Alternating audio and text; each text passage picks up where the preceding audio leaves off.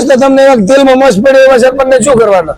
ભાજપ કે કોંગ્રેસ એમના અધ્યક્ષતાના કોઈ સરપંચ ના લડતા, કે ઓડા સરપંચને લાવતા નહીં, ભોગા સરપંચને લાવતા નહીં, કોઈ ખબર ના પડે એવા સરપંચ લાવતા નહીં. અમુક તો સરપંચ કે ડેલિગેટો 10,000 બોલતા જ નથી, મહિને ના થાય, પૈણે ના થાય. એટલે પણ આ તો ચૂંટણી છે, આજે વઢવાનું છે. સરપંચ એવો ચૂંટજો તમે કે પેલો તો ભણેલો ગણેલો હોવો જોઈએ. તમારો વિકાસ ના લાવે તમે સરપંચને લાઈન કરો છો, અવાજ ઉઠાવે એના ગામની અંદર, અને એકદમ એના ગામનો અન્યાય થયો હોય ને તો એ ગાંધીનગર સુધી લોબો થવો જોઈએ. નમસ્કાર દર્શકો, સ્વાગત છે તમારું. મોદી વરાઠા પર આપનું સ્વાગત કરું છું. અને આજે વાત કરવી છે કે બનાસકાંઠા જિલ્લામાં જે કેટલીક પંચાયતોમાં જે સ્થાનિક સ્વરાજ્યની ચૂંટણી જે બાકી છે, અને એ ચૂંટણી હવે ગણતરીના દિવસો બાકી છે, ત્યારે અત્યારે આપણી સાથે હુકમસિંહ છે, અને હુકમસિંહ સાથે વાત કરીશું કે એક ગામનો સરપંચ કેવો હોવો જોઈએ, ગામના સરપંચ જે પ્રશ્ન હોય છે પ્રશ્નનું નિરાકરણ લાવી શકે તેવો સરપંચ પસંદ કરવો જોઈએ. હુકમસિંહ, પહેલા તો જે ચૂંટણી નજીક આવી રહી છે, તો આમાં સરપંચ લોકોએ કેવો પસંદ કરવો જોઈએ? પહેલે તો ભાભર તાલુકાની જે આપણે સરપંચની ચૂંટણી આવી એટલે એ સમય આપણે કેવો માહોલ હતો, દિવાળી જેવો. પણ મારે તો ભાભર તાલુકાના અને ભાભર શહેરના હરેકે 18 વેણને મારી વિનંતી છે કે તમે સરપંચની ચૂંટણી લડજો, ચેવી લડજો ખર ભાઈચારા તરીકે. ચૂંટણી તો શું હરસાલા, ચૂંટણી ઘંટી થાય નહીં, ચૂંટણી હરસાલા.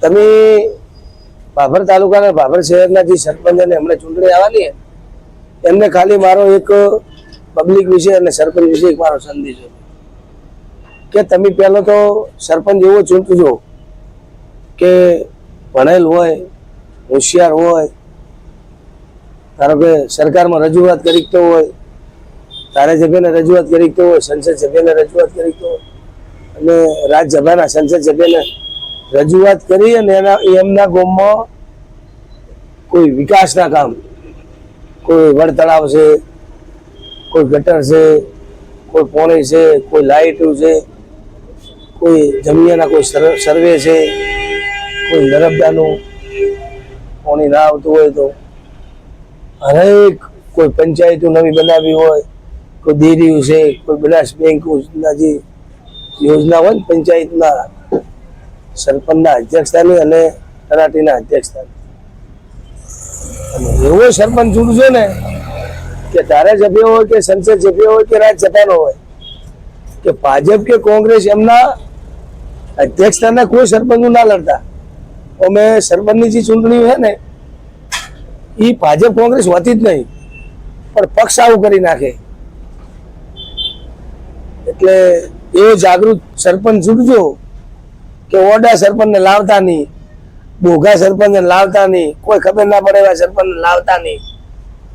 અને ગમે તેવો હોય ધારાસભ્ય, સંસદ સભ્ય કે રાજ્યસભાનો એની જોડે અવાજ ઉઠાવીને એના વિસ્તારનો ગ્રેન્ટ લાવે જો એવો સરપંચ ચૂંટજો, એવી મારી ગ્રામજનોને વિનંતી છે.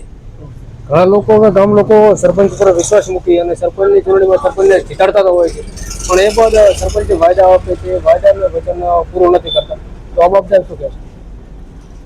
હું ગ્રામજનોને વિનંતી કરવા માંગુ, અભિયાલ શું કીધું કે સરપંચ એવો ચૂંટજો તમે કે પેલો તો ભણેલો ગણેલો હોવો જોઈએ. અમુક તો સરપંચને જેવું હોય કે આપણે આ હાવ ખોટો હોય તો શું કે આ તો આપણે ચૂંટી, પણ તમારો વિકાસ ના લાવે તમે સરપંચને લાઈન કરો છો. અમુક નહીં હોતા, ધારાસભ્ય હોય, આવા સંસદ સભ્ય હોય, એ રીતે આવતા હોય છે કે બીજી વાર આપણે ક્યાં ચૂંટાવાનું છે, એવા સરપંચ ના લાવતા. હું ગ્રામજનોને વિનંતી કરવા માંગુ, મારે ધારાસભ્યની સંસદ સભ્યની ચૂંટણી નહીં લડવાની, હું તો પાલિકા પૂરતા જ છે અમે.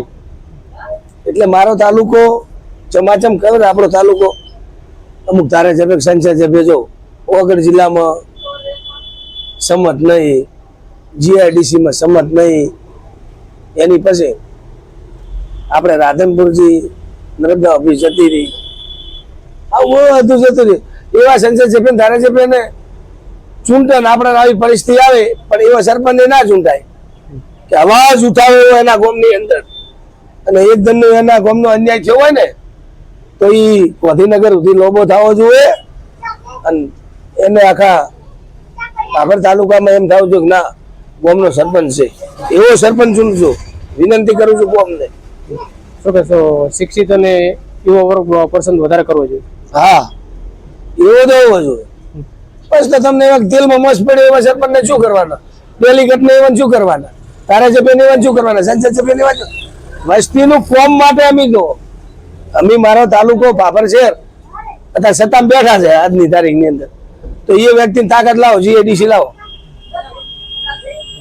સરપંચની ચૂંટણી લડીને પતી ગયા પછી કેટલાક હારેલા ઉમેદવારો તેમજ જીતેલા ઉમેદવાર જે હોય છે બંને વચ્ચે મનમાં રહી જાય છે અને કોઈ બોલતા પણ નથી એકબીજાથી, તો શું આવું ન થવું જોઈએ એ બાબતે શું કહેશો?